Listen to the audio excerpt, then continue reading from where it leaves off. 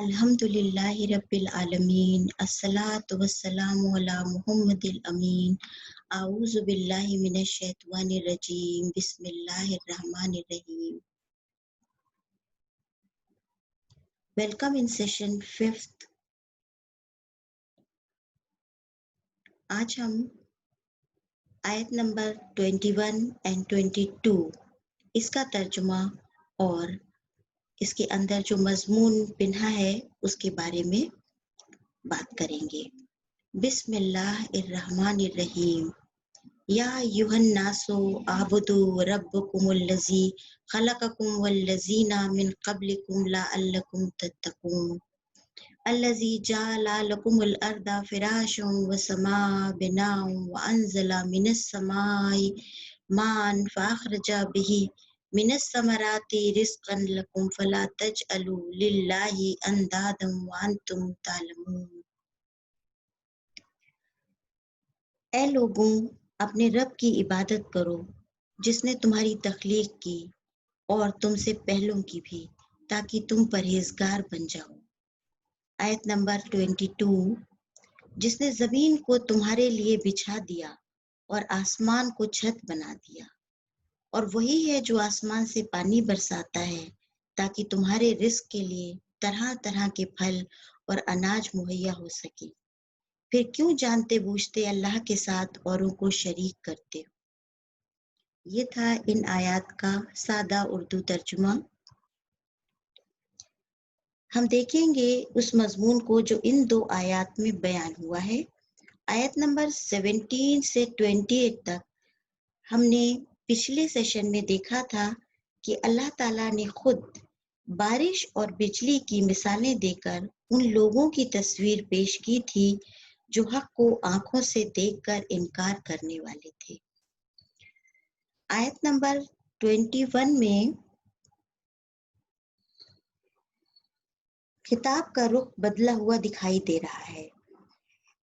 اس آیت میں ایک توجہ ہے، ایک محبت ہے اور دل جوئی کا انداز ہے جو یہ واضح کر رہا ہے کہ اب بات ان لوگوں سے ہٹ کر کسی اور سے ہو رہی ہے.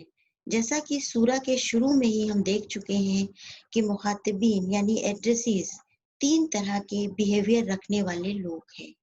تو نہ یہ یہود ہیں، نہ مسیحی ہیں، بلکہ یہ بنی اسماعیل ہیں. یہ جو چینج آف ایڈریسیز ہے اسی مضمون کے اندر یہود پر حجت تمام ہو جانے کے بعد اب اللہ سبحانہ و تعالیٰ نے عرب کے ان اوریجنل انہیبیٹنٹس یعنی عرب کے جو قبائل تھے ان کو متوجہ کیا ہے جو حضرت اسماعیل علیہ السلام سے تعلق رکھتے تھے. انہی کی دعوت پر آپ صلی اللہ علیہ وسلم مدینہ تشریف لائے تھے. ان لوگوں میں بھی مشرکانہ عقائد اسی طرح گھر کر گئے تھے جیسے کہ مکہ کے دوسرے قبیلوں میں آ چکے تھے. یہ لوگ چونکہ یہود سے بہت متاثر تھے، یعنی بہت ان سے امپریس تھے، ان کی مذہبی حیثیت کو یہ بہت بڑی حیثیت مانتے تھے، ان کے عہدے اور ان کی برتری کو قبول کرتے تھے. لہٰذا جب یہود کو انکار کرتے دیکھا تو یہ لوگ بھی ڈاواڈول ہونے لگے. Point number 2. asking for recognition of the creator.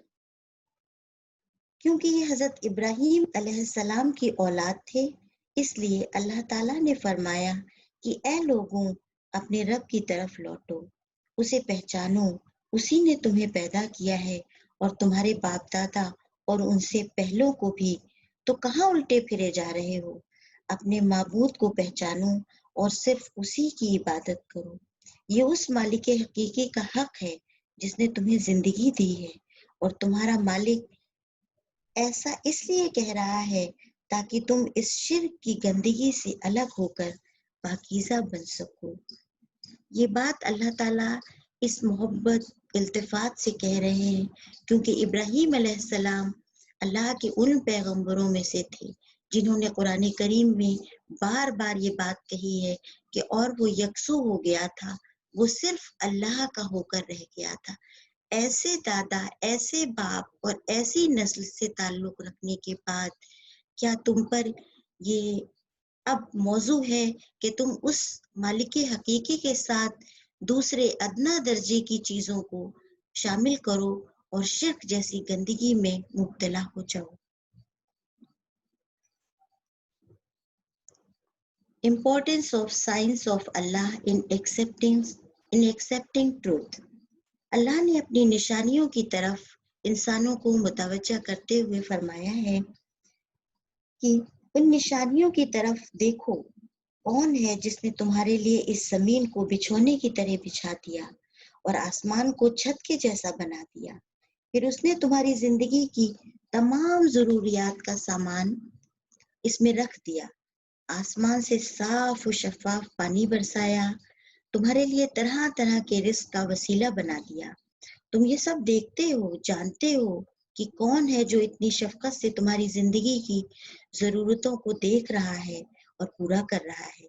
پھر یہ کیسے ہو سکتا ہے کہ تم اس رازق اور مالک کو چھوڑ کر کسی اور کی عبادت کرو؟ دراصل وہ لوگ اللہ سے اپنے تعلق کو بھلا بیٹھے تھے، جس کے نتیجے میں ان کا رویہ مشرکانہ ہو گیا تھا. کیونکہ یہ تعلق ہی تو ہوتا ہے جو ہر چیز کی بنیاد ہوتا ہے، جس پر ساری عمارت ٹکی ہوئی ہوتی ہے. اسی لیے کہا ہے کہ اپنی خالق، اپنے پیدا کرنے والے کو پہچانو. یہ بات اس لیے کہی گئی ہے کہ انسان اس بات کا منکر کبھی نہیں ہو سکتا ہے کہ اس کا پیدا کرنے والا کوئی اور ہے جو اللہ کے سوا ہے. لہذا اللہ نے اپنی دعوت میں بار بار اسی بات کا حوالہ دیتے ہوئے کہا ہے کہ پہچانو وہ کون ہے جس نے تمہیں پیدا کیا ہے. آسمان اور زمین کے بنانے میں بے پناہ سائنٹیفک اصول چھپے ہوئے ہیں. زمین لگاتار گردش میں ہے. وہ اپنی Axis per 1000 mile per are کی رفتار سے گھوم رہی ہے. پھر بھی ہم اس پر مکان بنا رہے ہیں، کارخانے چلا رہے ہیں، ٹرینز، کارز، بسز اور بہت کچھ ایسا ہے جو اس پر مسلسل چل رہا ہے. یہ اللہ کا ہی نظام ہے کہ یہ رفتار نہ اس سے کم ہوتی ہے نہ اس سے زیادہ ہوتی ہے، کیونکہ انسانوں کی زندگی کے لیے یہی سب سے زیادہ موزوں رفتار ہے. اسی طرح آسمان ہے کہ اس میں کتنے میٹروئڈز ہیں جو لگاتار پلانٹس کے موومنٹ کے نتیجے میں نیچے گر رہے ہیں، لیکن یہ چھت ان کو ہم پر گرنے سے بچائے ہوئے ہے. کس کے حکم سے؟ اسی علیم اور حکیم کے حکم سے، جس نے انہیں بھی بنایا ہے اور جس نے ہمیں بھی بنایا ہے. تو کیا اس کا نتیجہ یہ نہیں نکلتا کہ اسی ایک معبود کی عبادت کی جائے، اسی حاجت روا کو سمجھا جائے اور اسی کے آگے اپنا سر ہی نہیں اپنے پورے وجود کو تسلیم خم کرتے ہوئے، اس کی عنایتوں کو ایکسپٹ کرتے ہوئے اس کے آگے جھک جایا جائے. وآخر دعوانا ان الحمد للہ رب العالمین. انشاءاللہ آیت نمبر 23 سے ہم اپنے نیکسٹ سیشن میں آگے بات کریں گے. Kindly contribute by putting your efforts in spreading this message.